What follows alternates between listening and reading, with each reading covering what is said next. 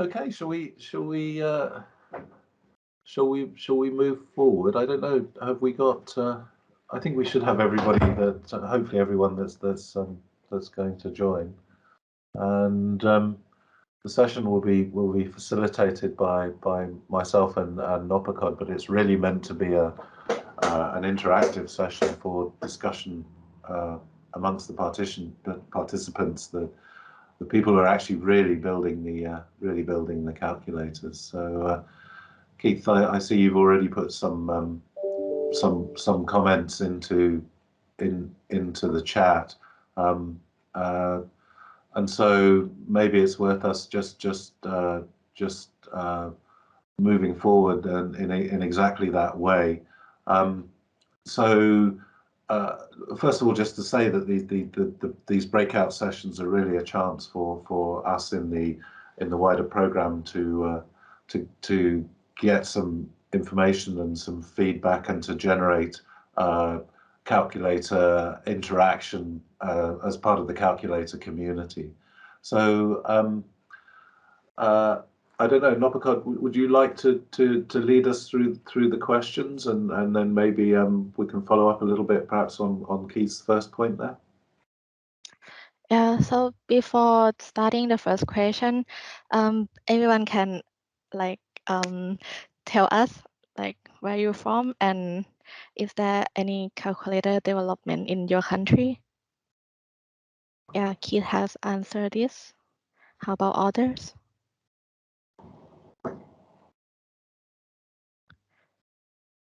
I'm from Thailand and my country has the calculator development, so it's being developed. I mean, I could speak a bit about what the UK, the insights from the original UK calculator were and how those influence policy. So, I mean, specifically said, have you identified a need to balance behavioural change with technological innovation?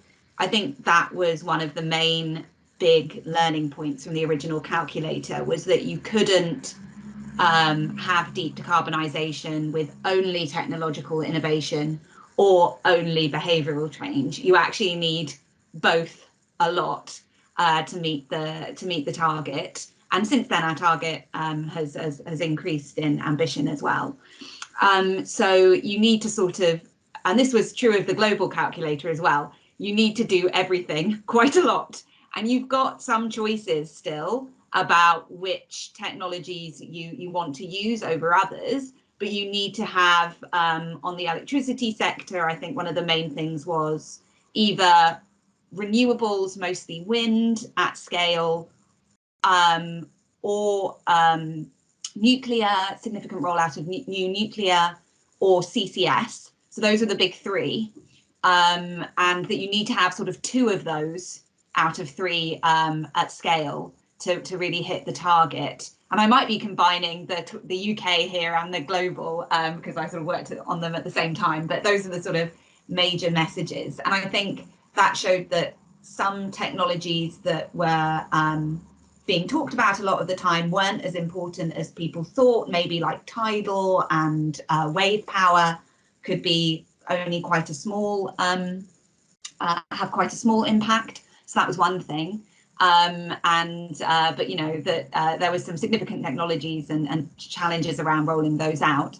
Also about the importance of the heat sector in the UK, which you know, I think the public still it's difficult to sort of for people to understand those changes in the future that are going to be needed. In the UK, we have gas. Most people have a gas boiler in their houses, and that in the future you're going to have a different system.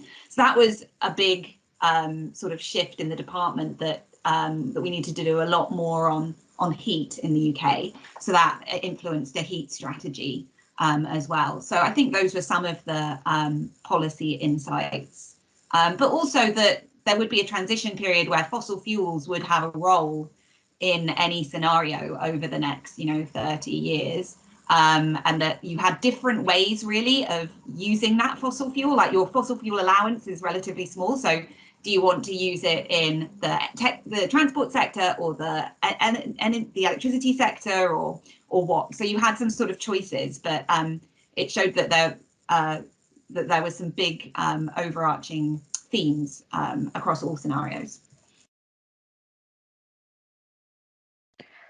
Thank you, Laura, for your What do you think, James, about these points? Yeah, well, I guess I would fully agree with Laura, but I think, you know, in terms of identifying critical sectors, that discussion I think was really useful, and I think we're starting to see in the talks that we've just heard how the teams in the national development teams are using the calculated development itself to help identify the really important sectors and the key emergent issues. I mean, the developments, for example, in Malaysia, very specifically along similar lines, but also in India, I thought I was really interested, for example, in the identified need both within the Indian government, but also within IIT Bombay with Professor Anajan, the need to think in more granularity, temporal granularity, so to increase the time step. I thought that was a really fascinating and important potential intervention. I see that one participant, Janish, no longer has access to the chat, and I'm not quite sure what that might mean. I don't know whether we can get Janish back or if we need to. Yeah, so thanks very much, Laura. I think those are really important insights, and actually, just following up on that, there were some really interesting emergent thoughts as well that came out in the discussions. I mean, particularly about things like the linkages between land use and the application of things like photovoltaics. And, you know, in terms of innovation and novelty, we've certainly got very interested in semi-transparent photovoltaics in high irradiance land areas where actually there's too much sunshine and it's damaging for crop production. So there's some really interesting potential outcomes to emerge there. Patrick or Peiha, nice to see you both. Have you got any comments you would like to make on the questions? Hello. So it's great to see you guys and actually to take a part in the conference, and actually I agree with what you said, Laura and Jim. I think they are also very useful, and what mentioned about the land use, regarding land use and actually construct PV panels on top of land is a key issue also in Taiwan, and this is the very important part of Taiwan's policy to promote PV, because the competition between land use and renewable energy. And since there's the really limited resource of land in Taiwan, so this is the reason why it's really important to use land smarter, in a smart way. And also not only building PV on top of land, we also promote PV, floating PV on finishing ponds. So the idea is that if you put PV panels on ponds, then the evaporation will be reduced. So that's the idea, and that can cool the water, so that the fish can be better, have a better chance to survive and increase the productivity. So that's the basic idea. So I think that's the my response to what you just said. And then the other thing is that I want to share about the public policy implication is that I'm sorry, I forgot to introduce myself. So I briefly introduce myself to person who doesn't know me yet, and I'm from Taiwan, but right now I am working as a researcher at UCL Energy Institute, and basically working on whole energy system at the national scale. So basically optimization models as well as calculator. And I led a group of researchers developing Taiwan 2050 calculator back in 2013. So back in time, so a long time ago. And I move on. As I move on, the calculator also evolved to different roles in Taiwan. I think that's quite interesting because I like to share my some thoughts and my observations on Taiwan 2050 calculator in Taiwan, which is very relevant to the bullet point 3. So originally, the Taiwan 2050 calculator was supported by the government. The reason why the government want to support the development of 2050 calculator is to help them to engage with the public on nuclear issues. And the basic idea is that nuclear is not the only solution, and there is always a trade-off in the system. So if you like to ensure energy security, then definitely you have to trade off between the different technologies. And then you cannot only focus on nuclear, or you cannot only focus on renewable energy. And there's a group of like eco group, very supportive towards renewable energy, and they only want renewable energy to be built in Taiwan to provide electricity. And back in time, the government, the previous government actually don't like renewable too much, and they think nuclear is base load is a safer way to promote and to be introduced into the system. So they support the development of Taiwan 2050 calculator. But after the completion of the calculator, it's going out of the government's hand.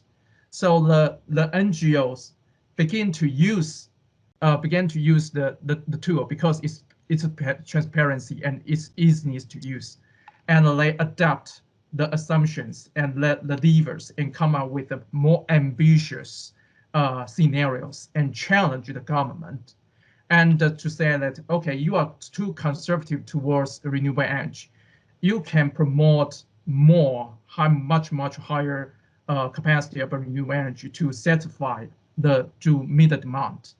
And eventually, over time, the government actually are influenced by their approach. So that's kind of a positive development, and gradually they increase the targets of renewable energy to be achieved maybe by 2025 or 2030, something like that.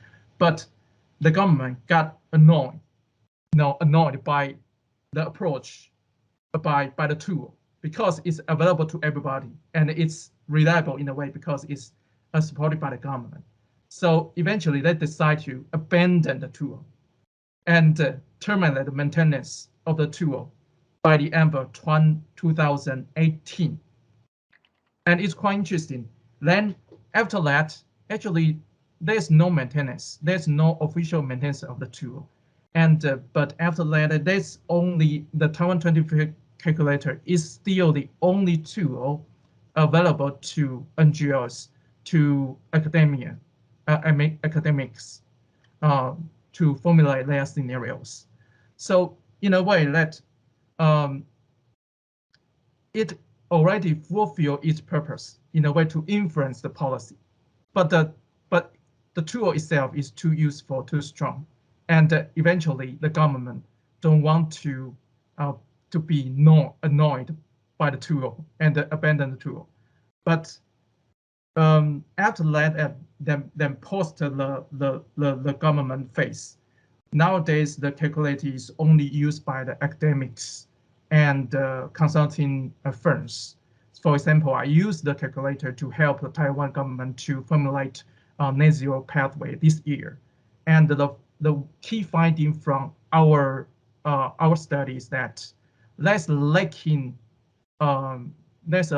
of measures. specifically in the industrial sector, because no matter what